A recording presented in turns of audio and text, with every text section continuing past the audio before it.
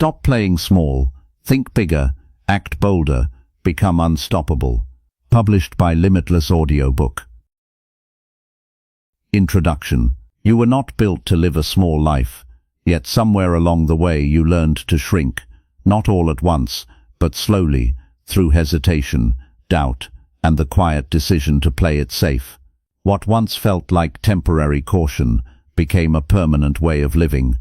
You started choosing comfort over growth, approval over truth, and certainty over possibility.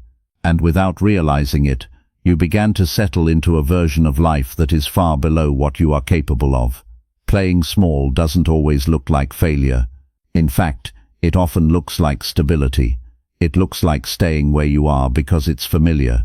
It sounds like telling yourself this is enough, when deep down you know it isn't. It feels like ignoring that inner voice that keeps reminding you that you're meant for more. The danger is not that you fail, it's that you never truly try. But something brought you here. Something inside you refuses to accept an average life. That part of you is still awake, still aware, still ready, and that is where everything begins. Because the moment you stop accepting less is the moment your life starts to change. In this audiobook, we will challenge the limits you've placed on yourself, break the patterns that keep you stuck, and rebuild the way you think, act, and show up in your life. You will learn how to think bigger without fear, act bolder without hesitation, and step into a version of yourself that no longer hides behind excuses or doubt. This is not about becoming someone else. This is about becoming who you were always meant to be without holding back. Let's begin. Chapter 1. Admit it, you've been shrinking your life. Something inside you already knows the truth. You didn't come this far just to stay here. You didn't go through everything you've been through just to settle into a life that feels smaller than your potential. And yet, if you're honest, completely honest, you'll see it. In the decisions you delay, in the chances you don't take, in the way you hold yourself back just enough to stay comfortable. You've been shrinking your life. Not in a dramatic way, not in a way that's obvious to others, but in small, quiet choices that repeat every day. You tell yourself you'll start when the time is right. You say you need more clarity, more confidence, more preparation. But the truth is, you've been waiting for a version of yourself that doesn't exist yet. And in that waiting, your life stays exactly where it is. Playing small often feels reasonable. That's what makes it dangerous. It sounds like responsibility. It looks like stability. It feels like control. But underneath all of that, there's fear. Fear of failing. Fear of being judged. Fear of stepping into something bigger and not knowing if you can handle it. So instead of moving forward, you adjust your goals. You lower your expectations. You make your world smaller so it feels safer to live in. Think about how many times you've talked yourself out of something. An idea you didn't act on, an opportunity you ignored, a decision you postponed, not because you couldn't do it, but because you weren't sure if you should. That hesitation, repeated over time, becomes a pattern, and that pattern becomes your life. There's a story of a man who spent years working in a job he didn't love. He had ideas, ambition, and the ability to do more, but he kept telling himself, maybe next year. Every year, the same thought. Every year, the same routine. Nothing changed. Not because he lacked talent, but because he kept choosing comfort over growth. And slowly, without realizing it, he built a life around playing small. A life that looked fine on the outside, but felt incomplete on the inside. That's how it happens. Not through one big decision, but through a series of small ones. You choose what's familiar instead of what's possible. You choose what's easy instead of what's meaningful. And over time, those choices create a version of life that feels safe, but limited. But here's the truth you can't ignore anymore. Staying where you are has a cost. It costs you your potential. It costs you your growth. It costs you the life you could have built if you had just taken a few more risks. And the longer you stay in that space, the more normal it feels. That's the real danger. When playing small stops feeling like a choice and starts feeling like who you are, you start saying things like, "This is just how I am," You begin to believe that this is your limit, but it's not. It never was. It's just a pattern you've practiced long enough to believe. Now here's where everything changes. Not with action yet, but with awareness. You have to see it clearly before you can break it. You have to admit that you've been holding yourself back, not because you're incapable, but because it felt easier, safer, more certain, and that's okay. This is not about blaming yourself. It's about understanding yourself. Because once you see the pattern, you can't unsee it. Once you recognize where you've been shrinking, you start to notice it everywhere. In your thoughts, in your decisions, in the way you respond to opportunities. And that awareness gives you something powerful. Choice. You can keep doing what you've always done. You can keep waiting, hesitating, and staying where it's comfortable. Or you can start making different decisions. Decisions that feel uncomfortable at first. Decisions that stretch you. Decisions that move you forward, even when you're not completely ready. Because the truth is, you will never feel fully ready. That's not how growth works.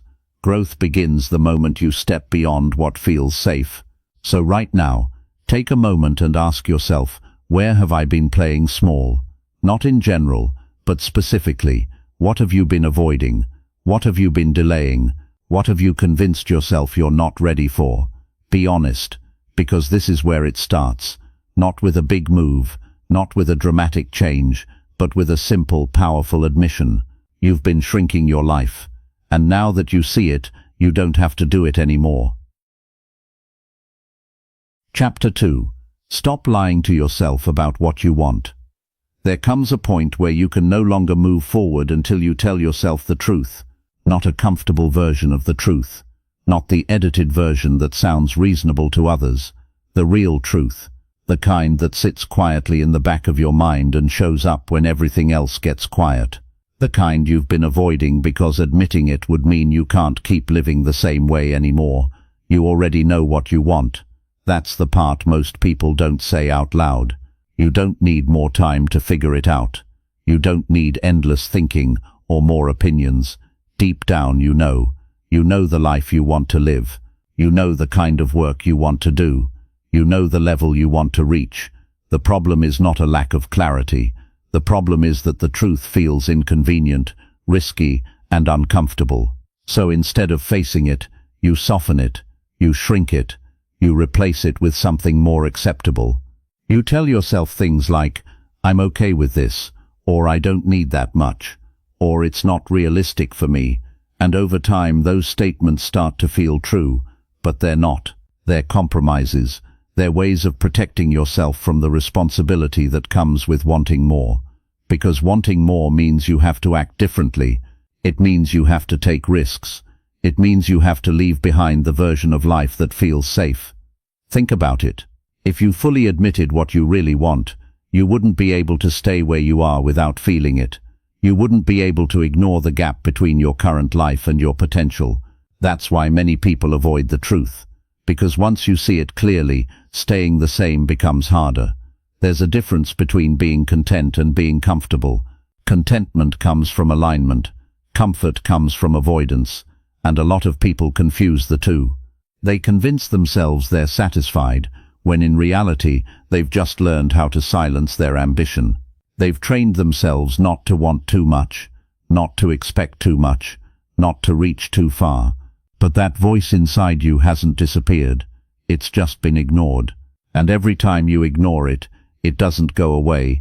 It gets quieter, but heavier. You feel it in moments when you compare your life to what it could be. You feel it when you see someone else doing what you once thought about doing. You feel it when you realize time is passing, whether you act or not. There's a story of a woman who spent years telling herself she didn't want more responsibility. She had a stable job, a predictable routine, and everything seemed fine. But deep down, she wanted to build something of her own. She had ideas, plans, and the ability to do it. But she kept saying, maybe later. She told herself she valued stability more, that she didn't need the pressure, that she was happy where she was. Until one day she realized she wasn't avoiding the challenge, she was avoiding the truth. And the truth was simple. She wanted more, she just didn't want the discomfort that came with it. The moment she admitted that, everything changed. Not instantly, not dramatically, but internally. Because once you stop lying to yourself, you can't go back to pretending. You either act on the truth, or you feel the weight of ignoring it. That's where you are right now, at a point where honesty becomes necessary, not for anyone else but for you. Because until you're honest about what you want, every decision you make will be slightly off. You'll keep choosing safe options when you should be choosing growth. You'll keep staying when you should be moving. You'll keep settling when you know you're capable of more. And let's be clear, wanting more is not a problem. It doesn't make you ungrateful. It doesn't make you unrealistic. It makes you aware. Aware of your potential. Aware of your ability to create something bigger than what you have right now. So stop downplaying it. Stop pretending you don't care. Stop telling yourself you're fine when you know you're not. Because the longer you lie to yourself, the longer you stay stuck in a life that doesn't fully reflect who you are. Take a moment and ask yourself a simple question. If there were no fear, no judgment, no limitation, what would I actually want? Not what seems possible, not what feels safe. What would you choose if you knew you couldn't fail? Be honest with the answer. Don't rush it. Let it come up naturally, because that answer, that honest, unfiltered answer, is closer to your real direction than anything else. And once you have it, don't ignore it. Don't push it aside. Don't replace it with something smaller. Because that's where most people go wrong. They hear the truth, and then they talk themselves out of it. You don't need to have everything figured out yet. You don't need a perfect plan, but you do need honesty. Because honesty creates clarity, and clarity creates direction. Right now, this is your shift. Not in action yet, but in awareness. You're no longer guessing what you want. You're no longer hiding from it. You're facing it directly. You know what you want. Now the real question is, are you ready to stop pretending you don't? Chapter 3. Kill the identity that keeps you average. You don't live the life you want, you live the life your identity allows. That's the part most people miss. They focus on changing habits, setting goals, trying new strategies, but they keep carrying the same identity underneath, and that identity quietly pulls them back to where they've always been. Because no matter what you try on the outside, you will always return to who you believe you are on the inside. If you see yourself as someone who plays it safe, you will hesitate when it matters. If you see yourself as someone who lacks discipline, you will break your own commitments. If you see yourself as not ready, you will keep waiting. It's not a motivation problem. It's not a knowledge problem. It's an identity problem. Right now, whether you realize it or not, you are operating from a version of yourself that was built over years, built from past experiences, past failures, other people's opinions, and your own repeated thoughts. At some point, you started labeling yourself, maybe quietly, maybe without even noticing. I'm not confident. I'm not the type of person who takes risks. I'm not good at that. And over time, those statements stopped feeling like thoughts and started feeling like facts. But they're not facts. They're patterns. Patterns you've practiced long enough to believe. The problem is, once an identity is formed, you begin to protect it, even if it limits you, even if it keeps you small, because it feels familiar, it feels like you. So when an opportunity comes that challenges that identity, you hesitate. Not because you can't do it, but because it doesn't match who you believe you are. Think about that for a moment. How many times have you held yourself back, not because you lacked ability, but because it felt out of character? You didn't speak up because that's not like me. You didn't take the risk because I'm not that kind of person. You didn't step forward because it didn't fit your current identity.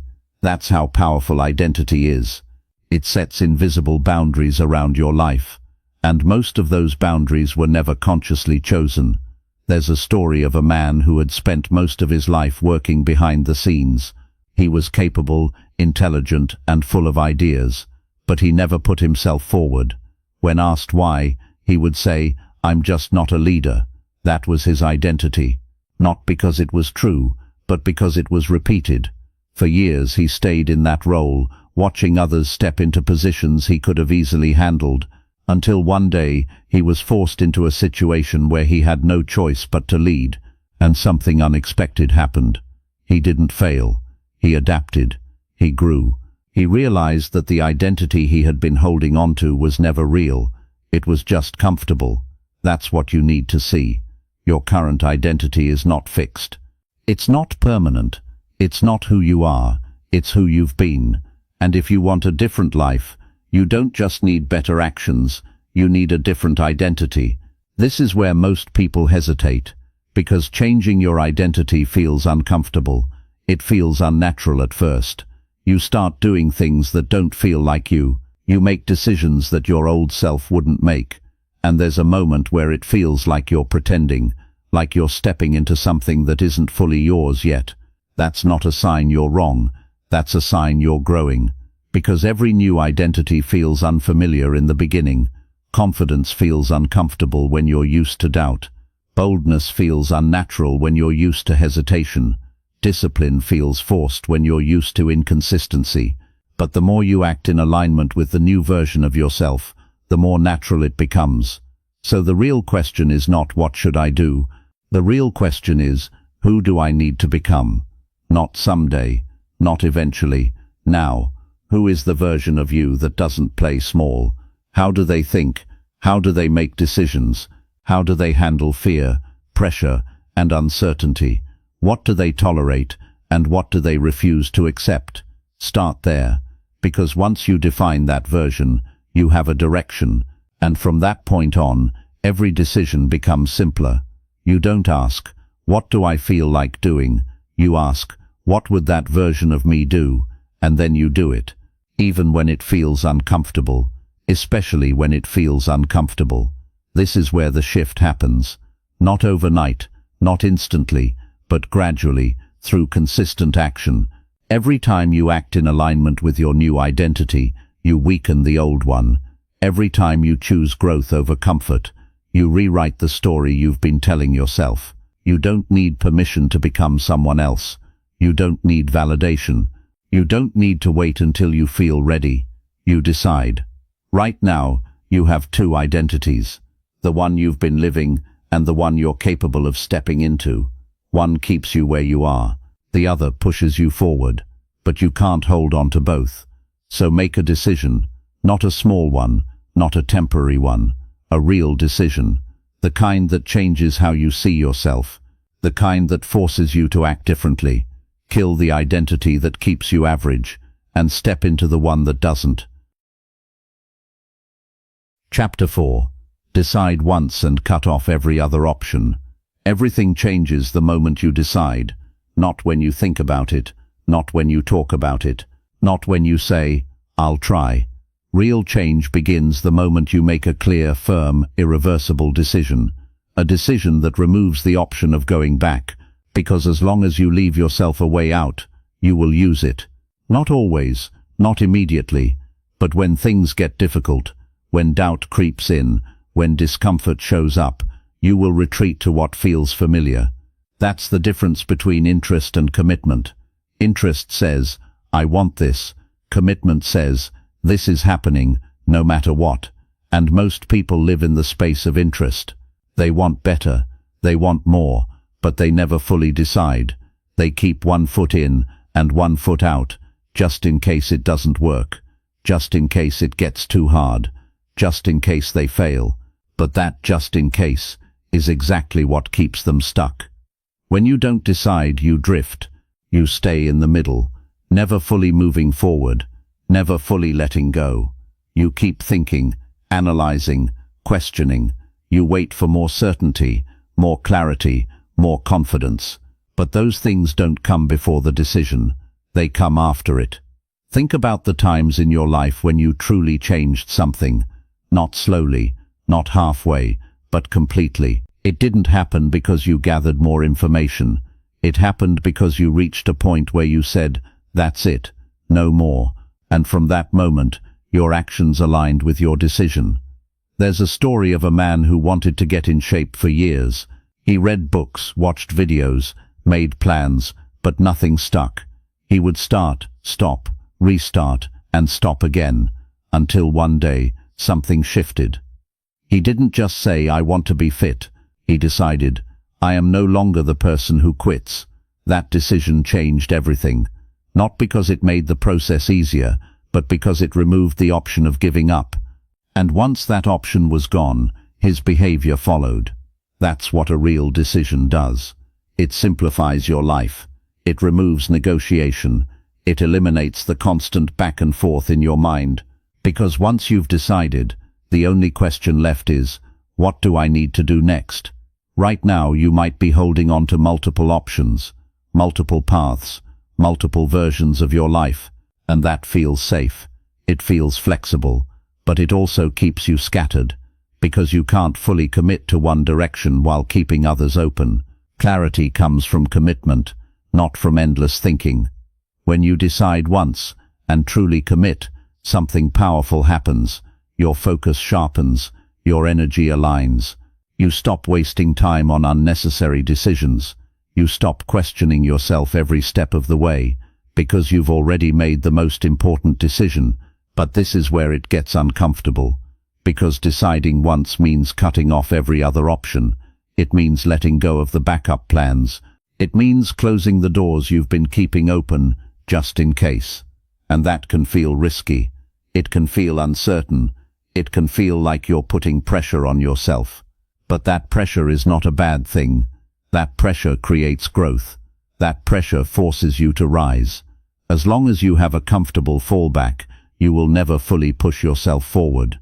You will always hold something back. But when you remove that safety net, not recklessly, but intentionally, you unlock a level of focus and determination that you didn't have before. This doesn't mean you won't face challenges. You will. It doesn't mean you won't doubt yourself. You will. But when the decision is already made, those things don't stop you. They become part of the process, not reasons to quit. So the question you need to ask yourself is simple. What have you been avoiding deciding? Where have you been saying, "I'll see," instead of "this is it"? Where have you been keeping options open because it feels safer, even though it's keeping you stuck? Be honest, because this is where the shift happens. You don't need 10 decisions. You don't need a perfect plan. You need one clear direction, one commitment, one decision that you stop questioning. And once you make it, you don't revisit it every time things get hard. You don't renegotiate with yourself when it becomes uncomfortable. You don't step back into uncertainty when doubt shows up. You move forward, because the truth is, your life will not change until your decisions do. Not your intentions, not your thoughts, your decisions.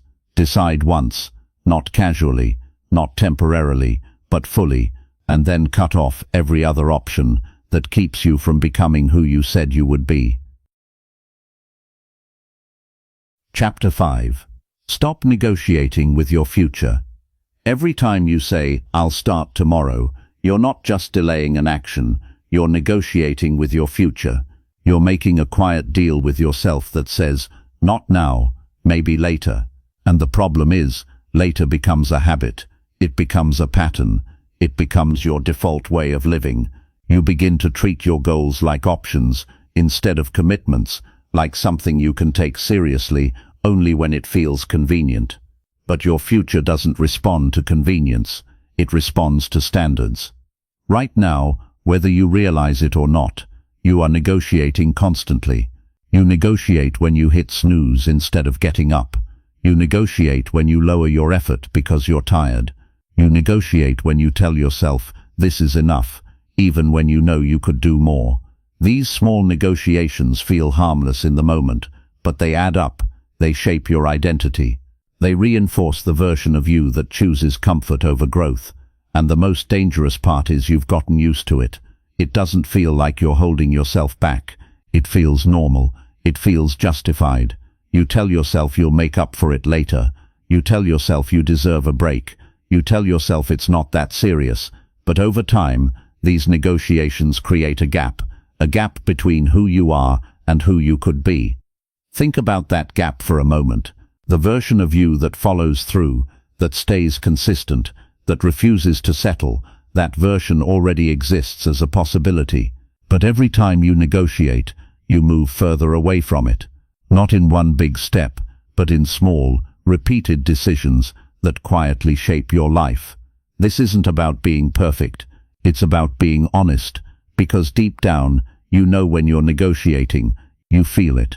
There's a moment, a small moment, where you know what you should do, and right after that, there's a voice that offers you an easier option, a softer option, a delayed option, and most of the time that's the one you choose, not because you lack discipline, but because you haven't set a standard that you refuse to break.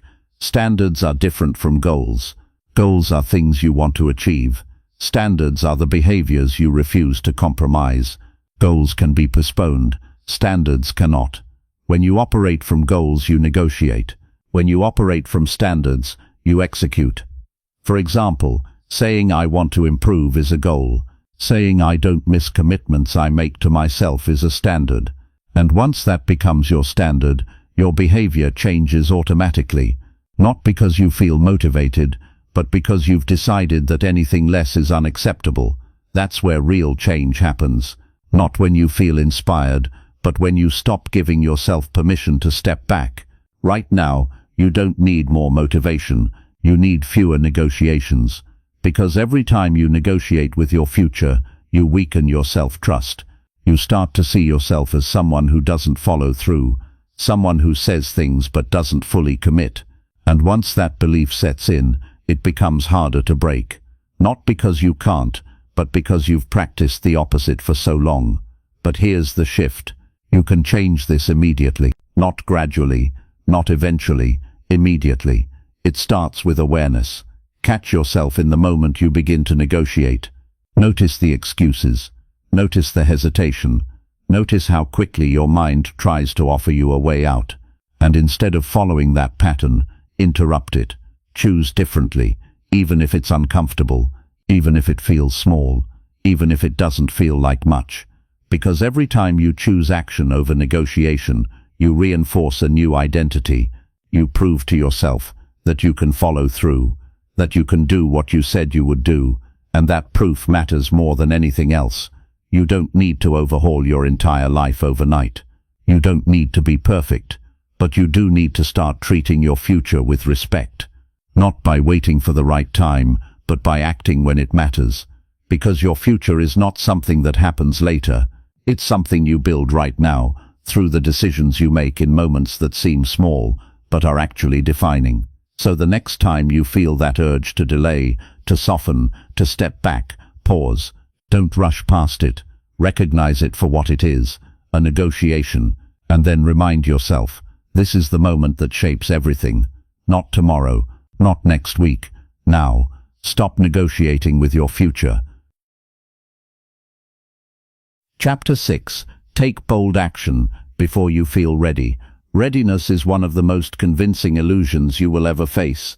It sounds responsible, it feels logical, it gives you a sense that you're preparing, that you're being careful, that you're waiting for the right moment. But if you look closely, readiness is often just hesitation in disguise. It's a way of delaying action without admitting that you're afraid to move. You tell yourself you'll start when you feel more confident, when you have more clarity, when everything makes more sense. But that moment rarely arrives, not because you're incapable, but because confidence and clarity are not prerequisites for action. They are the result of it. You don't become ready and then act. You act and then you become ready. Think about anything you've ever done for the first time. You didn't feel fully prepared. You didn't have complete certainty. You stepped in with doubt, with questions, with imperfect understanding, and yet you figured it out as you went. That's how growth works. Not in theory, not in planning, but in motion. The problem is your mind is wired to avoid uncertainty. It prefers what is known, what is predictable, what feels safe. So when you face something new, something bigger, something that stretches you, your mind looks for reasons to delay. It tells you to wait, to think more, to prepare longer. And if you listen to it long enough, you end up stuck in a cycle of thinking without doing. That cycle feels productive, but it isn't.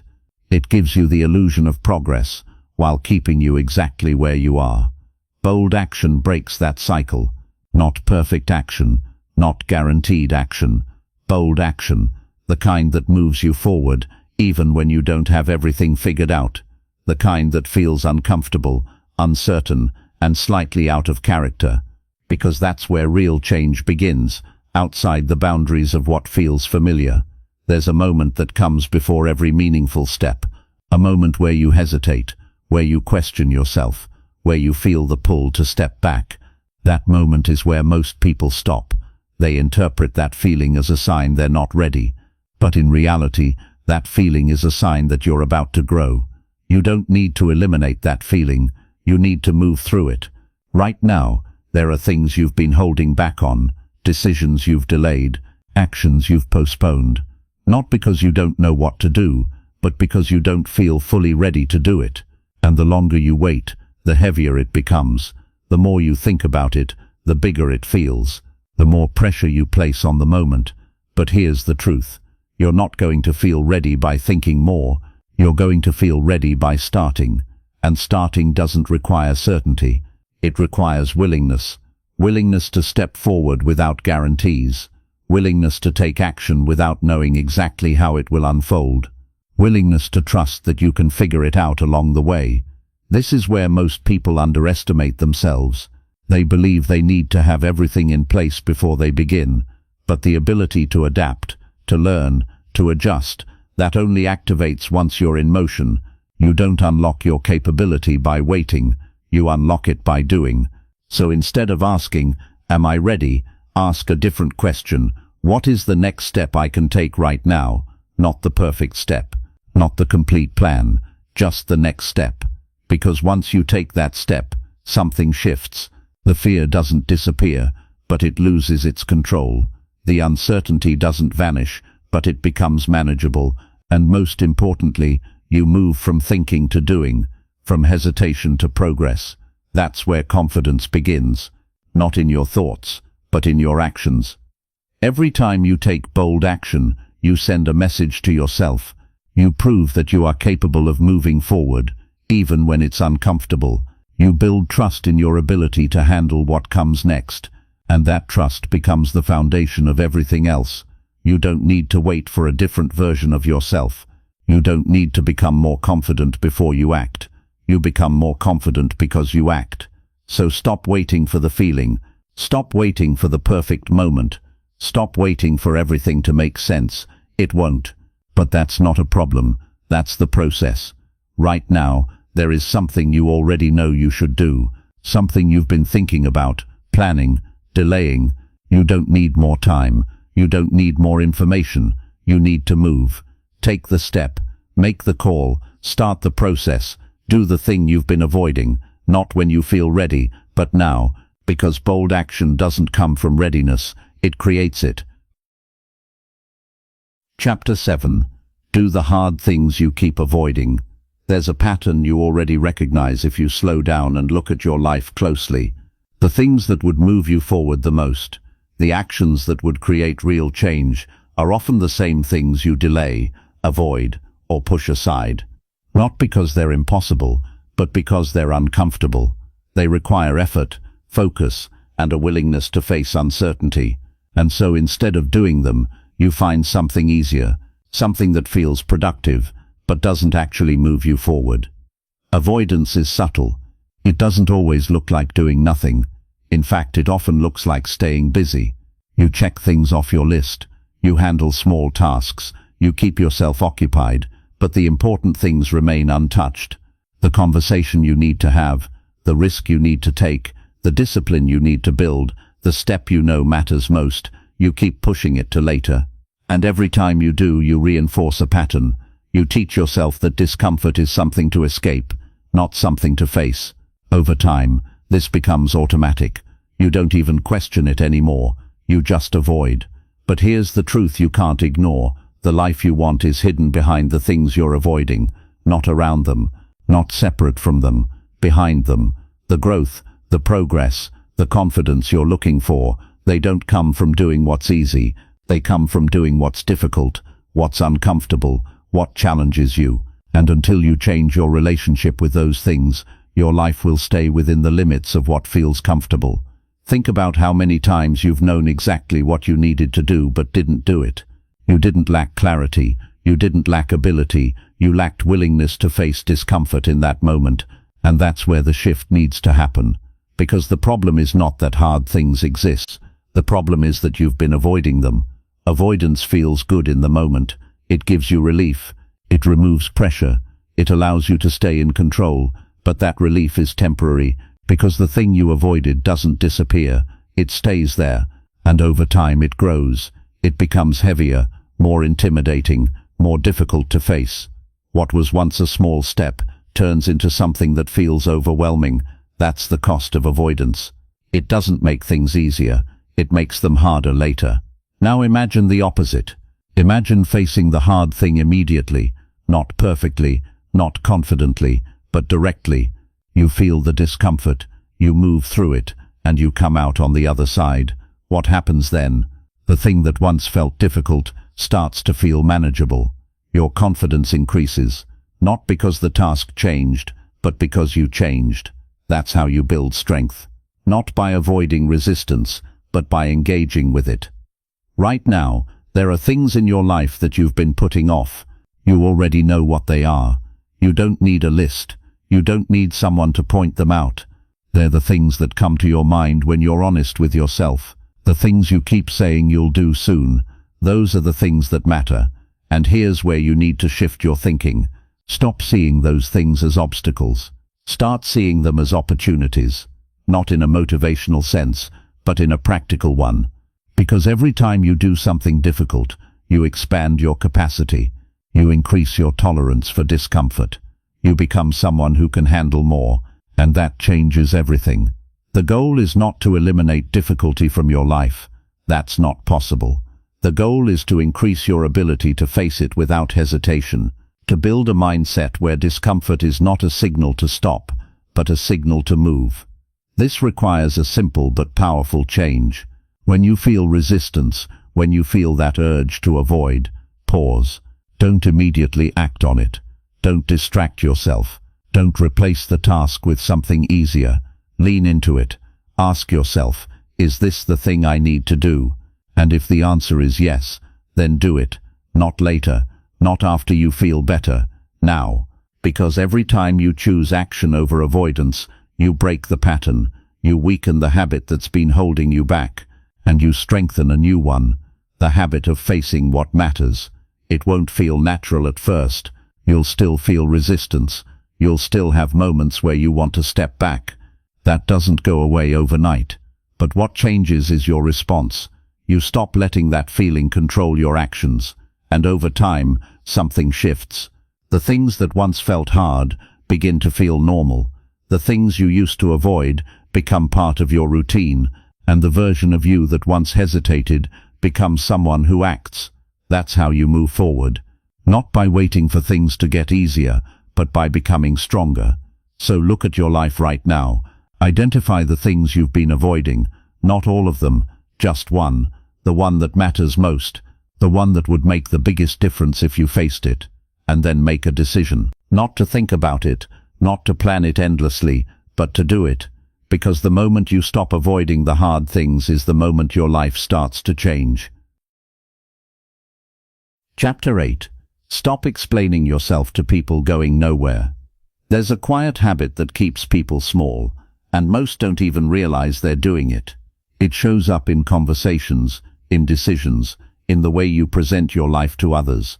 You feel the need to explain, to justify, to make your choices make sense to people who don't see what you see. And slowly, without noticing, you begin shaping your life around what feels acceptable to others, instead of what feels right to you. It starts subtly. You share an idea, and before anyone responds, you soften it. You explain why it might work. You defend it before it's even challenged. Or you hold back completely, because you already assume how people will react. You think about what they'll say, how they'll judge, whether they'll understand. And in that moment you adjust. You shrink. You make your vision smaller, so it fits inside their expectations. But here's the truth. People who are not building anything meaningful will always question those who are, not because they're right, but because your direction makes them uncomfortable. Your growth challenges their comfort. Your ambition highlights their hesitation. And instead of rising to meet that, many people choose to question, doubt, or dismiss. If you keep explaining yourself to those people, you will slowly start doubting yourself too. This is not about arrogance, it's about awareness. You have to recognize that not everyone is qualified to understand your path.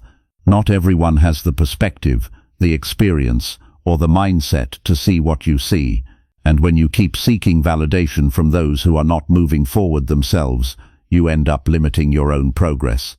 Think about how many decisions you've delayed because of someone else's opinion. Not because it made sense, but because it made you hesitate. You second-guessed yourself. You started questioning something you were once clear about. And instead of moving forward, you paused. You waited. You adjusted. That's the cost of external validation. It weakens your internal clarity. There's a difference between listening to guidance and seeking permission. Guidance helps you grow. Permission holds you back. And a lot of people confuse the two. They think they're being careful, thoughtful, responsible. But in reality, they're just waiting for someone else to approve a life that only they have to live. The truth is, if you need everyone to understand your decisions before you act, you will never act boldly, because bold decisions are often misunderstood at first. They don't always make sense to others. They don't always look logical from the outside, but they are clear to you, and that's enough. You have to reach a point where your direction matters more than people's opinions about it. That doesn't mean you stop listening. It means you become selective. You choose whose voice carries weight in your life. You listen to people who are where you want to be, or at least moving in that direction. People who understand growth, who respect ambition, who don't feel threatened by your progress. Those voices can guide you. But everyone else, the critics, the doubters, the ones who are comfortable staying where they are, their opinions should not define your decisions, because if you let them, you will start editing your life to fit their expectations, and that's how people stay stuck. Not because they lack ability, but because they care too much about being understood by the wrong people. You don't need to explain your vision to everyone. You don't need to justify every move. You don't need to make your path comfortable for others to accept. Your responsibility is not to be understood. Your responsibility is to move forward. There will be moments when people question you, when they doubt your decisions, when they don't see what you're trying to build. And in those moments you will feel the urge to explain, to defend, to convince them. Pause. Ask yourself, do they need to understand, or do I just need to keep going? Because most of the time the answer is simple. You don't need their agreement. You need your own commitment. And once you have that, everything changes. You stop seeking approval before you act. You stop adjusting your vision to fit other people's comfort. You stop explaining yourself to people who are not even trying to grow. You become more focused, more decisive, more aligned with what you actually want. And yes, it may feel uncomfortable at first. You may feel misunderstood. You may feel like you're going against the norm. But that's part of the process. Growth often separates you from the expectations of others. That's not a loss. That's progress. Because the moment you stop explaining yourself to people going nowhere is the moment you start moving forward without hesitation. Chapter 9. Remove what's keeping you small, ruthlessly. Growth is not only about what you add to your life, it's also about what you remove. And this is where most people struggle.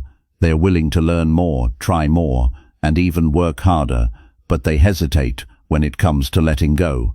Letting go of habits, environments, distractions, and even people that no longer align with who they're trying to become. They hold on, hoping things will change on their own, but they don't. Because what's keeping you small is not always obvious. It doesn't always look negative. Sometimes it looks familiar, comfortable, normal. It's the routine that doesn't challenge you, the conversations that don't inspire you, the habits that don't move you forward, but feel easy to repeat. And because they're not extreme, you tolerate them, but what you tolerate, you keep. Every day you are either reinforcing the life you want, or maintaining the one you say you want to leave behind. And often, the biggest reason people don't grow is not because they lack discipline or ambition, but because they refuse to remove what's holding them back. Look closely at your daily life, not what you say you want, but what you actually do. Where does your time go? What fills your attention? Who do you spend your energy around? These things shape you more than your intentions ever will, and if they don't align with your goals, they will quietly pull you in the opposite direction. You can't build a bigger life while holding on to smaller patterns. This is where you need to become honest and a little ruthless, not careless, not impulsive, but clear. Clear about what supports your growth and what doesn't.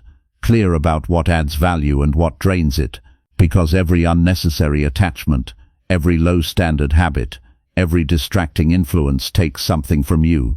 It takes your focus, your time, your energy, and those are the exact things you need to move forward. Think about how often you say you don't have time, but then spend hours on things that don't matter. How often you feel stuck, but continue repeating the same routines. How often you want change, but keep surrounding yourself with the same influences. It's not that you can't grow, it's that you haven't made space for it. Growth requires space, and space comes from removal. This doesn't mean you have to change everything overnight, but it does mean you need to start making decisions, real decisions, not just adding new habits, but removing the ones that are keeping you where you are. Start with the obvious, the distractions you know are wasting your time, the habits that leave you feeling unproductive, the patterns that you've outgrown but still hold on to because they're familiar. These are the easiest to identify and the most important to eliminate. Then look deeper, at your environment, at the people around you, at the conversations you engage in. Are they pushing you forward or keeping you in place? Are they aligned with who you want to become or who you used to be? This is where it gets uncomfortable, because sometimes what's keeping you small is not just a habit, it's a relationship, a routine, or a lifestyle that feels normal. And letting go of that can feel difficult. It can feel like you're losing something, but you're not losing, you're making room, you're creating space for growth, for focus, for new opportunities. You're removing the weight that's been slowing you down, and once that weight is gone, everything becomes clearer. Your direction sharpens, your energy increases, your actions become more intentional. This is what most people avoid, not because they don't know what to remove, but because they don't want to face the discomfort of letting go. But here's the truth, you can't carry everything with you to the next level. Some things have to be left behind, not because they're bad, but because they no longer fit who you're becoming. And the longer you hold on to them, the longer you stay where you are. So make a decision, not to fix everything at once, but to start removing what you know is holding you back. One habit, one distraction, one pattern at a time. Be intentional, be honest, be firm, because every time you remove something that limits you, you create space for something that expands you. And over time, those small removals lead to big changes. Not because you added more, but because you stopped holding on to what was never meant to stay. If you want to stop playing small, you can't keep protecting the things that make you small. Remove them, ruthlessly.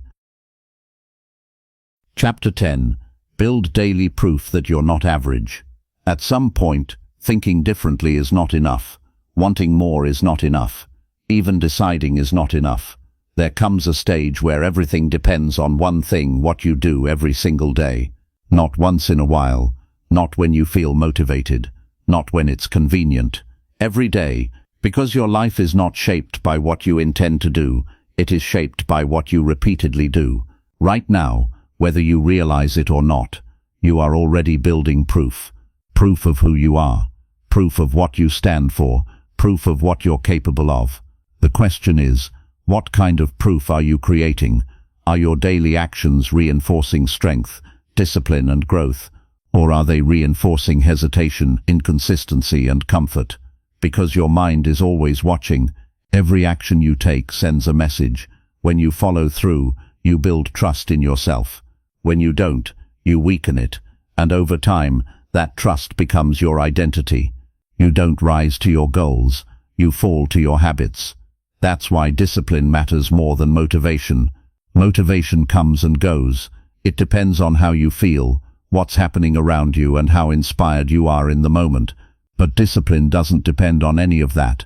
Discipline is a decision repeated daily. It's showing up even when you don't feel like it, especially when you don't feel like it.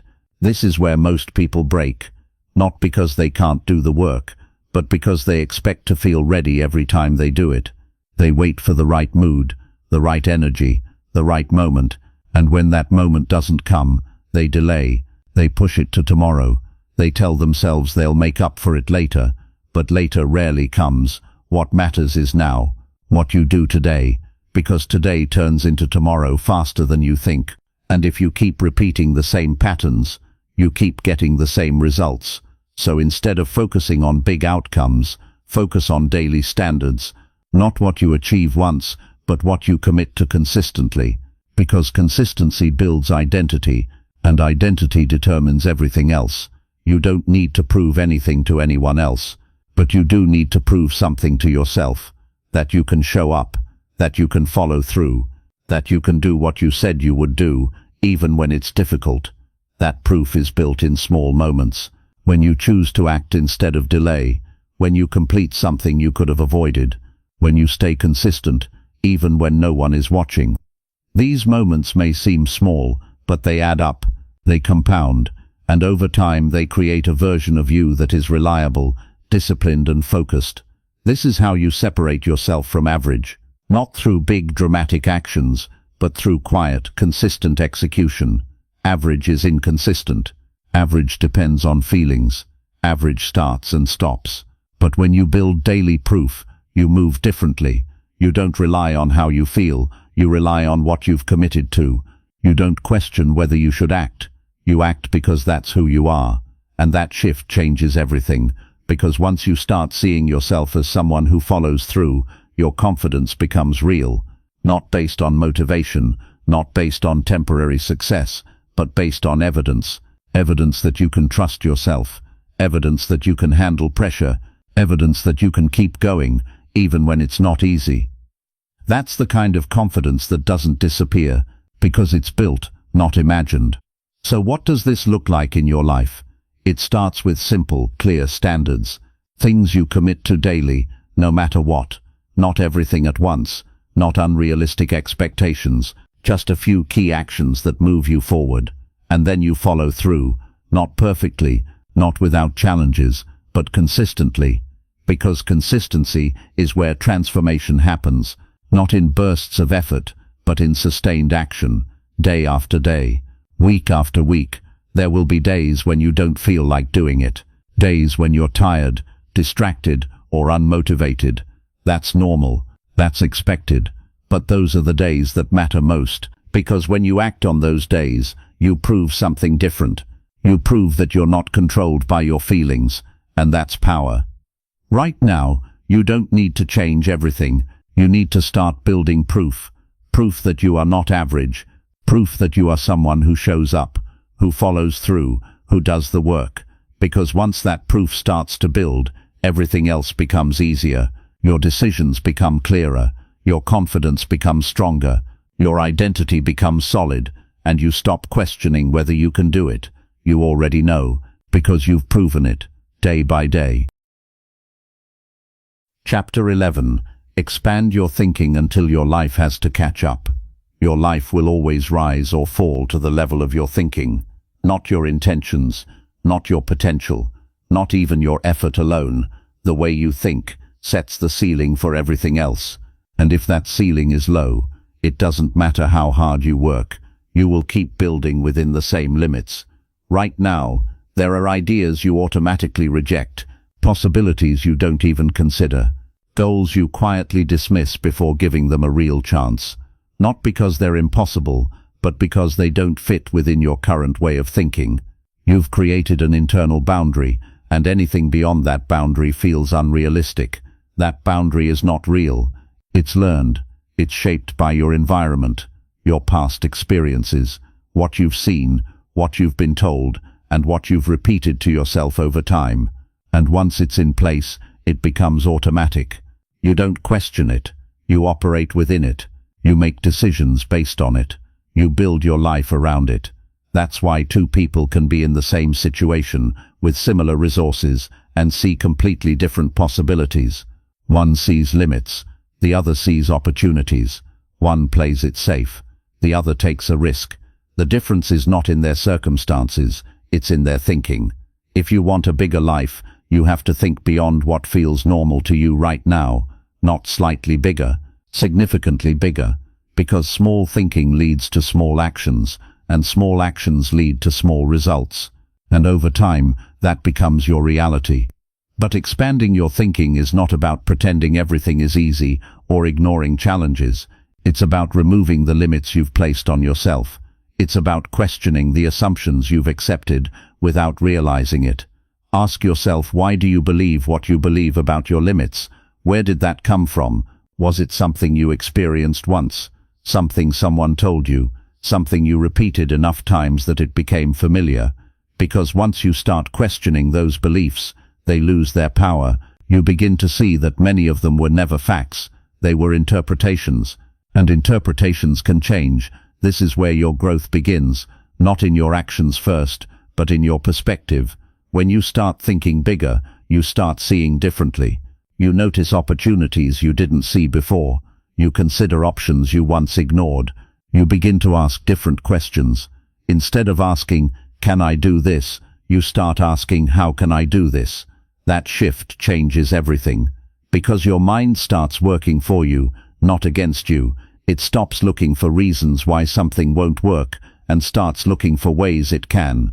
But here's the challenge. Thinking bigger can feel uncomfortable. It can feel unrealistic at first.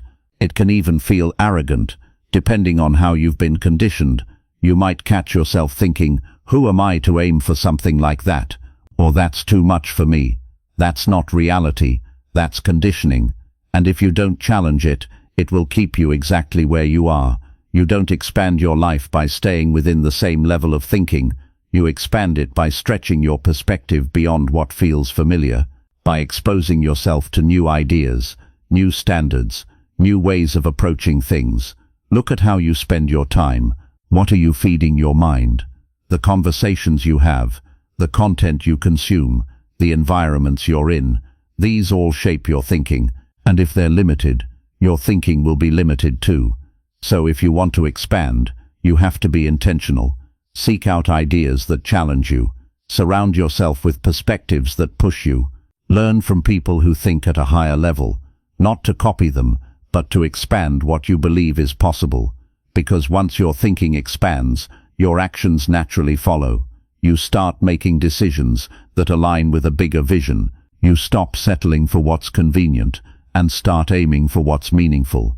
You become more willing to take risks, to try new approaches, to step into unfamiliar territory, and over time, your life begins to reflect that. This is the part most people don't realize. Your life has to catch up to your thinking. Not immediately, not instantly, but eventually, because your actions, your decisions, your habits, they all follow your perspective. And when that perspective grows, everything else shifts with it. But it starts with a decision to stop thinking small, a decision to stop accepting the limits you've been operating under, a decision to expand your view of what's possible for you. Right now, you don't need all the answers. You don't need a perfect plan. You need a bigger perspective. So challenge yourself. Think beyond what feels comfortable. Ask better questions. Consider bigger possibilities. Because the moment your thinking expands is the moment your life begins to change. And once it starts changing, it doesn't go back. It grows to match the level you're willing to think. Chapter 12. Put yourself in rooms that demand more from you. You don't grow in isolation. You grow in environments that challenge you. The people around you, the standards you're exposed to, the conversations you hear, the expectations you feel, all of these quietly shape who you become. And whether you realize it or not, you are constantly adapting to the level of the environment you spend the most time in. If you stay in places where little is expected, you will give little. If you surround yourself with people who settle, you will start to settle too. Not intentionally, not immediately, but gradually, because human nature adjusts. You match the energy, the mindset, the pace of what's around you, and if that environment is average, your growth will slow down without you even noticing. This is why where you place yourself matters more than you think. Right now, take a look at the rooms you are in, not just physical spaces, but environments in every sense. The people you interact with daily, the conversations you engage in, the level of ambition, discipline, and thinking that surrounds you. Are those environments pushing you forward or allowing you to stay the same? Because if you're always the most driven person in the room, you're in the wrong room. Growth requires exposure. Exposure to higher standards, bigger thinking, stronger discipline, and better execution. When you place yourself in environments where more is expected, something shifts inside you. You begin to see what's possible at a higher level. You start to recognize gaps in your own behavior, not in a negative way, but in a way that pushes you to improve. You don't feel comfortable staying the same anymore. That discomfort is not a problem, it's the point. When you enter a room where people operate at a higher level, you may feel out of place at first. You may feel like you're behind, like you don't measure up, like you have more to learn, and that feeling can either push you forward or pull you back. Most people choose to step back. They return to environments where they feel comfortable, where they feel equal, where they don't have to stretch themselves. But comfort doesn't create growth, challenge does. If you want to stop playing small, you have to be willing to place yourself in situations where you are challenged, where you are not the most experienced, not the most skilled, not the most advanced, because that's where you learn, that's where you adapt, that's where you grow faster than you ever could on your own. Think about how much faster you improve when you're surrounded by people who are better than you in some way. You observe, you learn, you adjust, you raise your own standards without even forcing it. Because the environment demands it. That's the power of proximity. But this doesn't happen by accident. You have to choose it. You have to intentionally seek out environments that stretch you. That might mean changing who you spend time with. It might mean stepping into spaces where you feel uncomfortable at first. It might mean leaving behind environments that no longer serve your growth. And yes, that can be difficult, because familiarity is comfortable, being understood is comfortable, being in control is comfortable. But if you stay in those environments just because they feel safe, you limit your own progress. You don't need to cut people off harshly. You don't need to isolate yourself. But you do need to be intentional about where you invest your time and energy. Because every environment you step into is either raising your standard or lowering it. So start making different choices. Seek out conversations that challenge your thinking. Spend time with people who are building, improving, moving forward. Put yourself in situations where more is expected from you, even if it feels uncomfortable, especially if it feels uncomfortable, because that discomfort is a sign that you're expanding, that you're stepping beyond your current level, that you're placing yourself in an environment that demands more from you, and over time you begin to rise to meet that demand. You start thinking differently, acting differently, holding yourself to a higher standard, not because you're forcing it, but because the environment makes anything less feel out of place. This is how you accelerate your growth, not by doing everything alone, but by placing yourself in the right rooms, rooms where people are focused, disciplined and driven, rooms where ideas are bigger, standards are higher, and excuses are not accepted, rooms where you are challenged to become more than you currently are, because eventually you won't feel like the least experienced person in the room anymore. You'll grow into it, and then you'll need a bigger room. Chapter 13. Move faster than your doubt can catch you. Doubt is not something you eliminate, it's something you outpace. If you wait for doubt to disappear before you act, you will wait longer than you realize.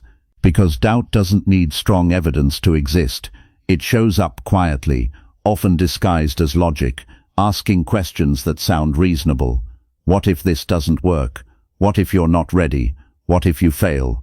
And if you sit with those questions too long, they multiply, they grow, they begin to feel like truth.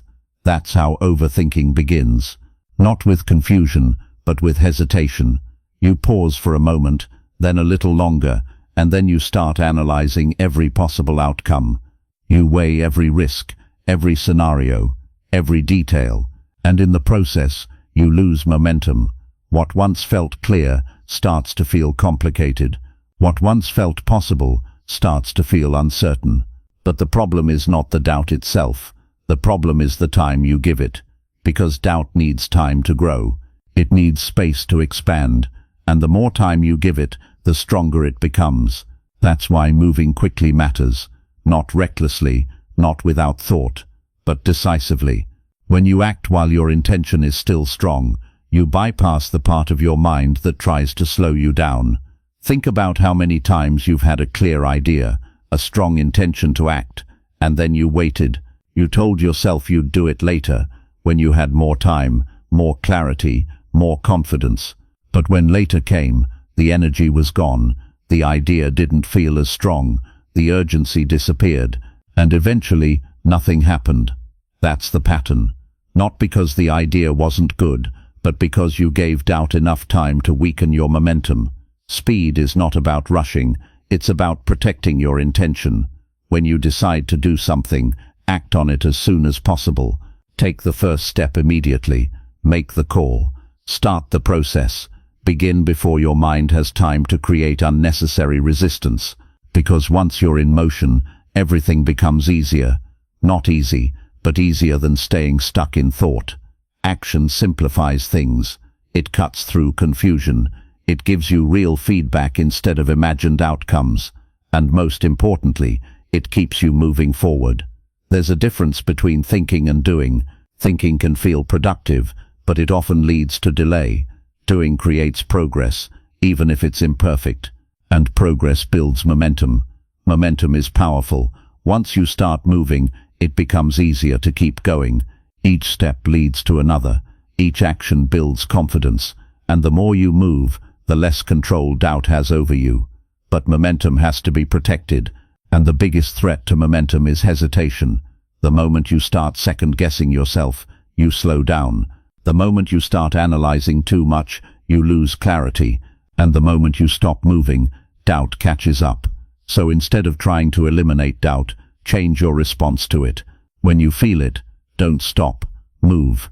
When questions arise, don't overanalyze. Act. When uncertainty appears, don't wait. Take the next step. Because doubt cannot stop someone who keeps moving. This doesn't mean you won't make mistakes. You will. It doesn't mean every decision will be perfect. It won't. But mistakes are part of the process. They teach you, adjust you, guide you, and they only happen when you're in motion. Overthinking, on the other hand, teaches you nothing. It keeps you in place, imagining outcomes instead of experiencing them. Right now there are things you've been thinking about for too long, decisions you've delayed, actions you've postponed, not because you don't know what to do, but because you've allowed doubt to slow you down. And the longer you wait, the harder it becomes to start. So shift your approach. Stop waiting for certainty. Stop trying to feel completely confident. Start moving while there's still energy behind your decision. Take the first step, then the next, then the next. Don't give doubt the time it needs to grow, because once you're in motion, something changes. The fear doesn't disappear, but it becomes manageable. The uncertainty doesn't vanish, but it becomes part of the process. And the version of you that once hesitated becomes someone who acts. That's the shift. You don't become fearless. You become faster than your fear. And once you learn to move faster than your doubt, it loses its power to stop you. Chapter 14. Refuse to quit, no matter how it feels. There will come a moment when everything inside you tells you to stop. Not because you can't continue, but because it feels hard, slow and uncertain. Progress won't always be visible, results won't always be immediate, and the excitement that once pushed you forward will fade, replaced by effort, repetition and pressure. That's the moment where most people quit. Not at the beginning, because the beginning is easy. It's new, it's exciting, it's full of possibility. People quit in the middle, when the work becomes routine, when the results don't match the effort yet, when doubt starts asking, is this even worth it? And if you don't have a strong reason to continue, if your commitment is weak, you will listen to that voice. Quitting rarely feels like failure in the moment. It feels justified. It feels logical. You tell yourself, maybe this isn't for me. Maybe I should try something else. Maybe I need a break. And sometimes those thoughts sound reasonable, but often they're just a response to discomfort. This is where you have to be careful, because if you make decisions based on how you feel in difficult moments, you will never build anything meaningful. Feelings change. They rise and fall. They respond to your environment, your energy, your results, but your direction cannot depend on that. Your commitment cannot shift every time things get hard. You need something stronger than motivation. You need a decision that doesn't change. Refusing to quit is not about ignoring reality. It's not about pushing blindly without awareness. It's about understanding that difficulty is part of the process, not a signal to stop. Every meaningful goal comes with resistance. Every level of growth requires persistence. And the moment you expect it to be easy is the moment you set yourself up to quit. Think about the times you've stopped something before, not because it was impossible, but because it became uncomfortable, because it required more effort than you expected, because the results took longer than you wanted, and in that moment, quitting felt like relief. But what happened after?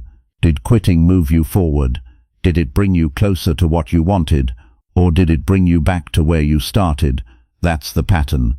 Quitting doesn't solve the problem, it resets it. And if you keep quitting every time things get difficult, you train yourself to avoid growth. You build a habit of stopping instead of pushing through, and over time, that becomes your default response. But you can change that. It starts with a decision, not to never feel like quitting, but to not act on it, to recognize that the feeling will come, and when it does, you keep going anyway. Not because it's easy, but because you've decided that stopping is no longer an option. This is where identity comes back into play. Who are you when things get hard? Are you someone who adjusts, who pushes forward, who finds a way? Or are you someone who steps back, who waits, who looks for an exit? Because in those moments your identity is revealed, and more importantly, it's shaped. Every time you continue when it's difficult, you build strength, you build resilience, you build trust in yourself. You prove that you can handle more than you thought, and that proof changes how you see yourself. But it only happens if you keep going. There will be days when progress feels slow, days when nothing seems to work, days when you question everything. That's part of the process. It doesn't mean you're on the wrong path. It means you're in the middle of it, and the middle is where most people quit. So your advantage is simple. Don't. Stay with it. Stay consistent. Stay committed.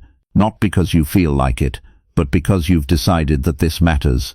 You don't need to have everything figured out. You don't need to feel confident every day. You just need to keep moving forward, one step at a time, because persistence compounds, effort builds, and over time, what once felt difficult becomes manageable. What once felt impossible becomes normal, but only if you don't stop. Right now you have a choice, not in some distant future, but in the moments when things get hard. You can follow your feelings and step back, or you can follow your decision and keep going. One leads to comfort, the other leads to growth. Refuse to quit, no matter how it feels, because the moment you remove quitting as an option is the moment you become unstoppable. Chapter 15. Become someone who no longer plays small. At this point, everything comes down to who you are being, not just what you do, because actions can change for a day, a week, even a month. But if your identity stays the same, you will eventually return to old patterns. You will drift back into comfort, into hesitation, into the version of yourself that feels familiar. That's why this final shift matters more than anything else. It's not about doing more, it's about becoming different. Up until now, you've been learning how to think bigger, act bolder, and move forward despite fear and doubt. But none of that becomes permanent until it becomes part of your identity, until it becomes who you are, not something you occasionally try to do. Because someone who no longer plays small doesn't need constant motivation. They don't need reminders. They don't need perfect conditions. They operate from a standard, a way of being that doesn't change based on how they feel. And that's the shift you need to make. Right now there are still moments where you hesitate, moments where you question yourself, moments where you feel the pull to go back to what's easy, what's familiar, what requires less of you. That doesn't mean you've failed. It means you're in transition. You're between two versions of yourself, the one you've been and the one you're becoming. But you can't stay in between forever. At some point you have to choose. Not casually, not temporarily, but fully. You have to decide that the version of you who plays small is no longer an option. Not sometimes, not when it's convenient, never. That decision changes how you show up. It changes how you think, how you act, how you respond to challenges.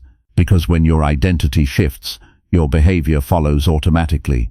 You stop asking, "Should I do this?" and start acting from a place of certainty. You become someone who moves, someone who takes action even when it's uncomfortable, someone who follows through even when it's difficult, someone who doesn't shrink back when things get uncertain. And that doesn't happen overnight. It happens through repetition, through consistently choosing the version of yourself you want to become, even when it feels unnatural at first. There will be moments where your old habits try to pull you back, moments where you feel like reverting to what's easier. That's normal, but the difference now is you don't stay there. You recognize it and you correct it. You remind yourself, "This is not who I am anymore," and then you act accordingly, because identity is built through action, not intention. Every time you show up differently, you reinforce the new version of yourself. Every time you choose growth over comfort, you strengthen that identity, and over time, it becomes automatic. You don't have to think about it as much. You don't have to force it. It becomes your default. That's when you know the shift has happened.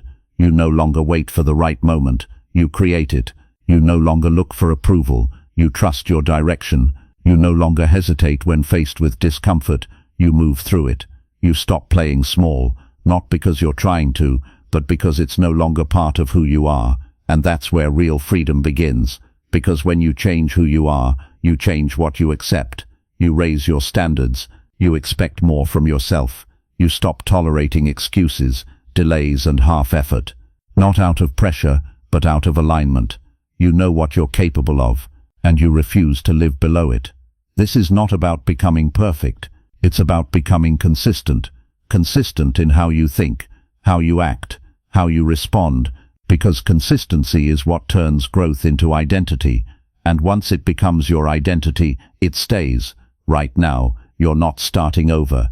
You're stepping into something new, a version of yourself that thinks bigger, acts bolder, and moves forward without shrinking back. So take a moment and recognize that, not as something you hope to become, but as something you are already building, and then commit to it fully.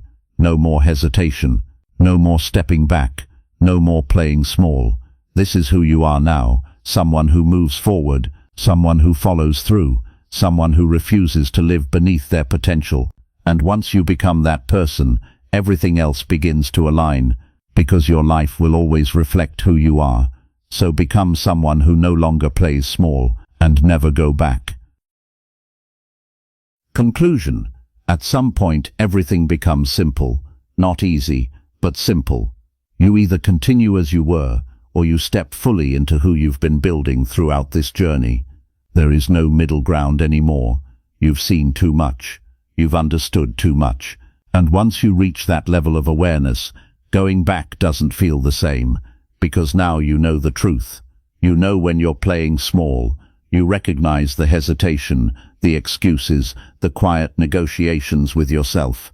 You see the moments where you're choosing comfort over growth, and that awareness changes everything. It removes the ability to pretend. It forces you to choose again and again who you are going to be. That's where your power is. Not in one big decision, but in the daily ones. The small, consistent choices that shape your identity. The moments when no one is watching, when it would be easier to step back, to delay, to settle, and you choose not to. That's how your life changes. Not through intensity, but through consistency. Not through motivation, but through standards. Not through waiting, but through action. You've learned that thinking bigger is not about dreaming, it's about expanding your limits. Acting bolder is not about being fearless, it's about moving despite fear. Becoming unstoppable is not about perfection, it's about refusing to quit. And now all of it comes down to one thing: execution. Because knowledge without action changes nothing. Understanding without application leads nowhere. You can listen, learn, and agree with everything in this audiobook, but if you don't apply it, your life stays the same, and you already know that. So this is your turning point. Not because something external has changed, but because you have. You see differently now, you think differently, and that gives you a choice you didn't fully have before. You can return to your old patterns, you can go back to hesitation, to waiting, to playing small, but it won't feel comfortable anymore, because now you know what you're capable of.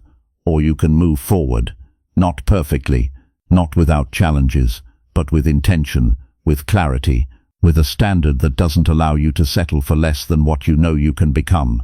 This is where most people stop. They feel inspired, but they don't act. They understand, but they don't apply. And slowly, they drift back into old habits. You won't, because you've already made a different decision. A decision to stop shrinking your life. A decision to stop waiting. A decision to become someone who follows through. And that decision matters more than anything else.